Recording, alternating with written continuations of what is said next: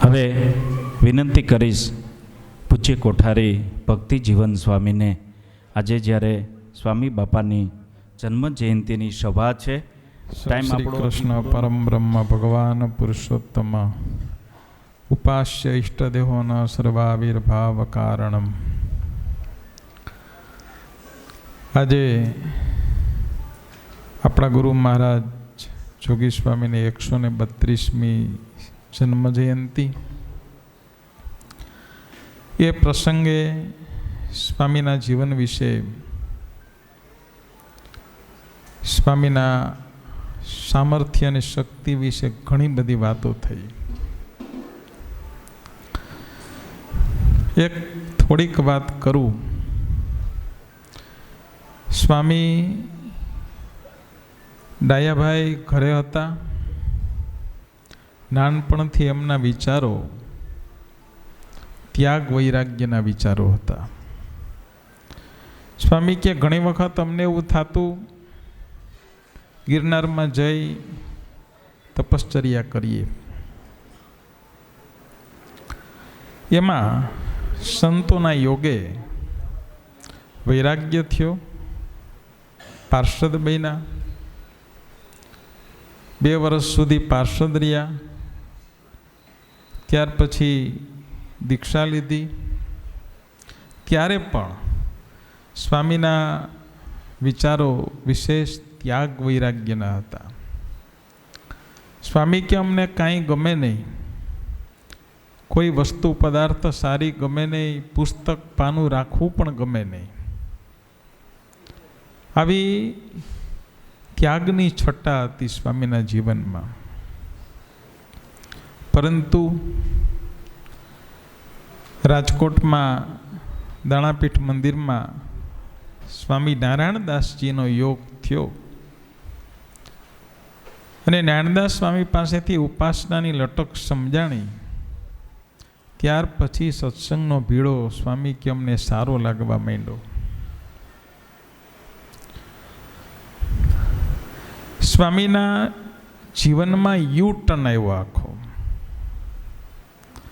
આપણને કદાચ એવું થાય કે ત્યાગ વૈરાગ્યનું જીવન તો કંઈ બહુ સારું કહેવાય, પરંતુ સારું તો હતું જ, પરંતુ એમાં આપણે જૂની કહેવત છે ને કે સોનામાં સુગંધ ભળે, એમાં ઉપાસનાની સુગંધ ભળી, જે આપણા સૌને માટે અત્યાર સુધી કિંમતી બની ગઈ. સ્વામીના જીવનમાં જે કાંઈ શક્તિ હતી, સામર્થ્ય હતી, એનું કારણ ઉપાસના હતી. સ્વામી કે અમને અમારામાં જે ઐશ્વર્ય છે ને એ બાળ મુકુદાસ સ્વામીનું આપેલું છે. એ કૃપા પ્રાધાન્ય ઐશ્વર્ય હતું. અને સાધન છે ને એ ભગવાનને રાજી કરવા માટેના હોય છે. સ્વામીના ત્યાગ વૈરાગ્યવાળા જીવનના કારણે સ્વામી સત્સંગમાં ફરતા, ગામડાઓ ફરતા, દેહની પરવા કર્યા સિવાય સત્સંગની સેવા કરતા. શરીરને સુખ દુઃખ થાય એની સામે જોતા નહીં, અને અખંડ એહલાક એવી જગાવી, જેના કારણે નારાયણદાસ સ્વામીએ સ્વામીનું નામ જોગી પાડ્યું. બીજા સંતોને ઉદ્દેશીને સ્વામી એમ કહેતા, ઉના પ્રદેશ, ઉના બાબરિયાવાડ બાજુ ફરવા ગયા ને એ વખતનો એ પ્રસંગ, કે જો કલ્યાણનો ખપ હોય ને તો આ જોગી મીંડા છે એમ મીંડાર્યો. ત્યાગ હતો, સાધનો હતા, એની સામે આશીર્વાદ ભેળો. આ વાત સારંગપુરના 11મા વચનામૃતમાં ભગવાન સ્વામિનારાયણે બહુ દ્રઢતાપૂર્વક કરી છે. કે ભગવાનની કૃપા કોની ઉપર થાય તો કે જે એવે ગુણયુક્ત હોય. અહીંયા મહારાજે 5 સાધન બતાવ્યા છે કે એની ઉપર જ કૃપા થાય છે. ઘણા વર્ષો પહેલાં 32 વર્ષ પહેલાંનો એક પ્રસંગ તમને યાદ કરું. અમે બાબાપુર ગામ ગયેલા, અમરેલીની બાજુમાં બાબાપુર વિચરણમાં. કાળુભાઈને ઉતારો હતો. પછી મંદિરે દર્શન કરવા ગયા. સ્વામી પણ હતા સાથે, 4 સંતો હતા. ક્યાંક મોટી ઉંમરવાળા બાપા પૂજારી વૃદ્ધ બાપા હતા. ત્યાં બેઠા થોડી વાર. તો એ બાપા વાત કરતા હતા, બહુ મોટી ઉંમર હતી એની, કે જોગી સ્વામી અહીંયા આવતા ને, અને સ્વામીનો વૈરાગ એવો કે ગાડા ઉપર સંતોને બેસાડવા માટે હરિભક્તોએ ગાડું લીધું હોય, સ્વામી ગાડામાં ના બેસે. એ સમય હતો કે ગાડામાં બેસવું એ રજોગુણ ગણાતો. વટાણા સમય બદલાણો છે, તો હવે એસી ગાડી રજોગુણમાં નથી ગણાતી. સ્વામી નીચે ચાલે અને સ્વામી ચાલતા ચાલતા એક ધારા બોલ્યા જ કરે, સ્વામિનારાયણ હરે, સ્વામિનારાયણ હરે. સ્વામીએ વાત કરી જાય. આ એ બાપા કહેતા હતા. એ એટલી સરસ હલકથી બાપા વાત કરતા હતા. એટલા વર્ષો વયા ગયા, હજી મને એ ભૂલાતું નથી. એટલે સ્વામીની પાસે જે કંઈ સામર્થ્ય હતી એ ઉપાસના અને કૃપાને કારણે હતી. એનું એક દ્રષ્ટાંત આપી દઉં. સ્વામીના આશીર્વાદથી ઘણા બધા સુખી થયા. એમાં ગળવાવના મોહનભાઈ કાથરોટિયા કેન્સર થયેલું. ગુરુકુળ થયા પહેલાંની વાત. ગળવાવથી પીપળાણા આવ્યા સ્વામીના આશીર્વાદ લેવા માટે. સ્વામીને વાત કરી. સ્વામી કે બધા જમી આવો. ઠાકોર જમાડ્યા એ લોકોએ. સ્વામી થોડીક વાર તો વિચારી રહ્યા. અને અત્યારે કંઈક હજી કેન્સરની હોસ્પિટલો નાનતે બધું છે ને, એ વખતે તો કેન્સર એટલે કેન્સર જ હતું. આજથી 50 વર્ષ પહેલાં કેન્સર થાય એટલે કોઈ જીવે એવી કોઈ શક્યતા પછી ગણાતી જ નહીં. સ્વામી ઘડીક વિચારી રહ્યા અને પછી એને આશીર્વાદ આપ્યો કે જાવ મટી જા. હવે આશીર્વાદ લઈને એ તો ચાલ્યા ગયા, પણ પછી વાત સ્વામીએ ત્યાં કરી. સ્વામી કે મોહનભાઈ આવ્યા હતા, અમારે આશીર્વાદ આપવો તો અમે અમારા જે ગુણો હતા, સદગુણો, ધર્મ, જ્ઞાન, વૈરાગ્ય, ભક્તિ વગેરે બધાને પૂછ્યું એક પછી એકને કે ભાઈ તમે તું એનું કેન્સર મટાડી દઈશ? સ્વામી કે બધા ગુણોએ ના પાડી. પછી અમે અમારી અન્યથા કરતું શક્તિને પૂછ્યું કે તું એનું કેન્સર મટાડી દઈશ? એણે હા પાડી. પછી સ્વામી કે અમે એને આશીર્વાદ આપ્યો કે જાવ મટી જાય. સમજાણું? સાધનથી ના થયું. તમે અમને સાધુને કહો કે સ્વામી અમારા તકલીફ છે ને તમે કંઈક ભગવાનને પ્રાર્થના કરો ને અમે 11 માળા કરીએ ને 11 માળાથી એટલું કામ થાય, એ છે ને ખૂટી જાય. સમજાણું? એ જેટલું કરીએ એટલું હાલે, લાંબુ ના હાલે. પણ આ જે શક્તિ છે અન્યથા કરતું શક્તિ ખરેખર પરમાત્માની છે. કર્તુમ અકર્તુમ અન્યથા કર્તુમ પરમાત્મા છે.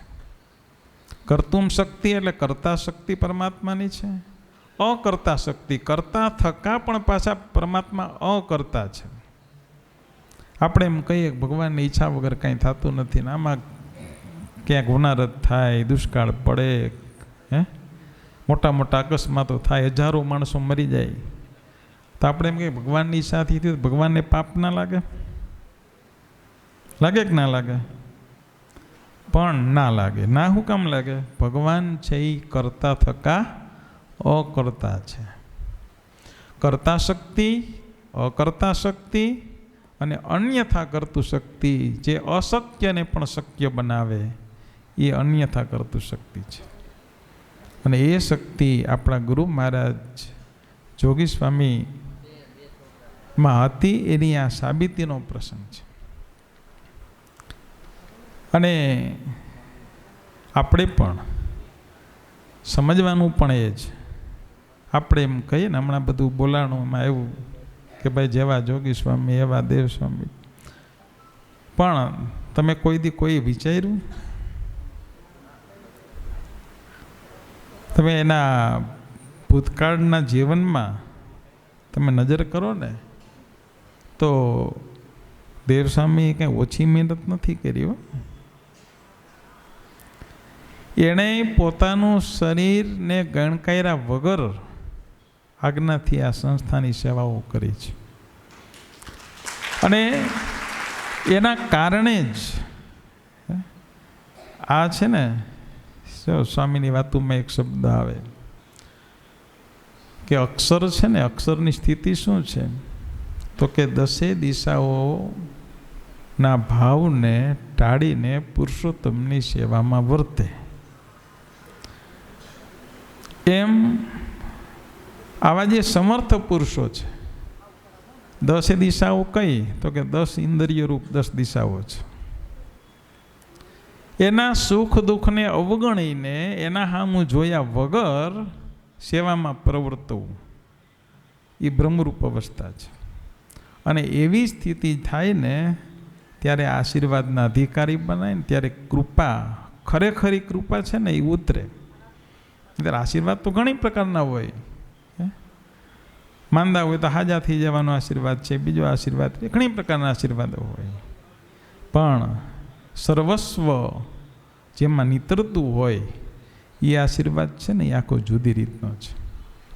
અને આવી રીતે વર્તા પછી એ આશીર્વાદ જીવનમાં સિદ્ધ થાય છે. અને એ આપણને અત્યારે સાક્ષાત જોવા મળી રહ્યું છે. એટલે આપણા પણ એ બહુ મોટા ભાગ્ય છે.